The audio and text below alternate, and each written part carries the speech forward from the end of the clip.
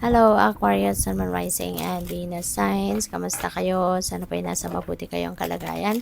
Welcome back po sa Star Tarot. Kung bago kayo rito, welcome din kayo. Thank you for your support. I truly appreciate it. God bless you. Pauna mensahe po ninyo for general life. We have 7 of Cups. Ayan. So, there are a lot of choices na pwedeng kinakaharap or kakaharapin ng iba sa inyo rito. Maybe this is multiple opportunities coming your way, knocking on your door. Maaring related yan sa relationship, pwedeng trabaho, pwedeng career or business opportunity, no? Or kung ano-ano pa. But yun nga, marami kayong pagpipilian. So you are given liberty to choose, no? Which path you are heading sa ngayon, what kind of life you want to have in the future, no? So ngayon, meron na kayong mga pagpipilian, okay? So pagdating naman sa inyong money, career, and finances, we have the world. Wow! Success. Meron kayong tagumpay na makakamit. You're going to have financial success, material success. Meron kayong mga trabahong makukumpleto nyo na ngayon, ma-accomplish nyo na, ma-achieve mo na yung goal mo, matatapos mo na. So, napakaganda. And that is going to be, very rewarding para sa'yo. Matagal mo na itong pinagtrabahuan, matagal mo na itong pinagsikapan, you put your heart and soul into this for so long, and finally, no, it has come to its completion na, kaya you will be rewarded financially din dito, no? Pupwede rin na yung mga successes na to talagang puro may kapalit na malaking amount of money, no? Aquarius, kaya nararamdaman ko rin dito yung inyong tagumpay talaga, no? Sa inyong kaperahang aspeto. Magsisimula din kayo dito ng isang prosperous and abundant, no, life pagdating sa inyong kaperahang aspeto. And even in your work, no, you will prosper. Magkakaroon din siguro kayo dito ng career advancement, yung ganon. Kasi for the job well done, no, that's going to give you a new opportunity, no, na baka ma-promote kayo, diba? Baka mabigyan kayo ng mas maraming benefits, mailagay kayo sa bagong role, no, na mas talagang sa tingin siguro ng manager mo, ng employer mo, talagang magiging bonggang-bongga ang performance mo. Kaya this is really a beautiful time para sa'yo, no? This is a happy time for you, successful time, and it's also time for celebration. Kasi, diba, job well done.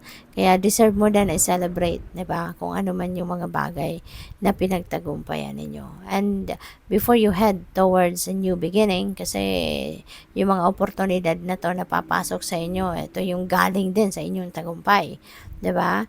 Manganganak ito, no, ng mas marami pang oportunidad na pwede ninyong pasukin or simulan muli after nitong matapos mo ang mga kaganapang ito.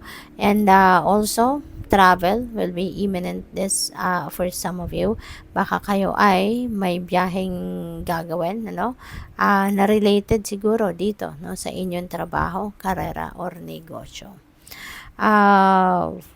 For your relationships, meron tayong 9 of Pentacles. Wow, napakaganda.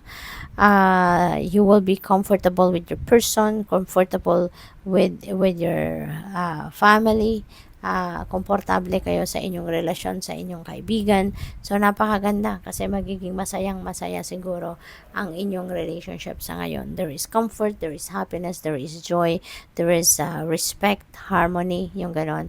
No? You name it. Lahat ng pwedeng magagandang katangian ng isang maganda, happy relationship ay nandiyan dyan na maaari ninyo may experience sa ngayon. Happiness, happiness and joy, contentment siguro, will be there, no, sa inyong relationship, anumang klaseng relationship ito. Kasi on other areas of life, masaya ka, 'di ba? Kaya high vibe ka, masaya ka. Kaya pati yung area ng, lalo na yung love life mo or yung other kind of a relationship mo, mas magiging masaya ka din. Kasi maaari din na yung mga taong ito, no, na mahal mo sa buhay are very supportive of you, have been very loving of you, respectful of you, 'di ba? Maaaring sinusuportahan ka nila sa inyong mga endeavor. Kaya yung saya mo, yung tagumpay mo sa kaperahang aspeto, sa trabaho mo, sa karera mo, ano din nila yon. Parang kaparte din sila doon, ano? Kasi they've been very supportive of you. So I would like to say thank you sa lahat ng nag-subscribe na sa aking channel. And if you haven't subscribed yet, please subscribe. Everyday po ako may uploads. And maraming salamat sa mga hindi nag-skip ng ads. At sa nagsisend ng super thanks, ng donation, maraming salamat po for your generosity. God bless you more. Final message po ninyo is strength. And you have courage, you can endure, find your center and spiral into your power.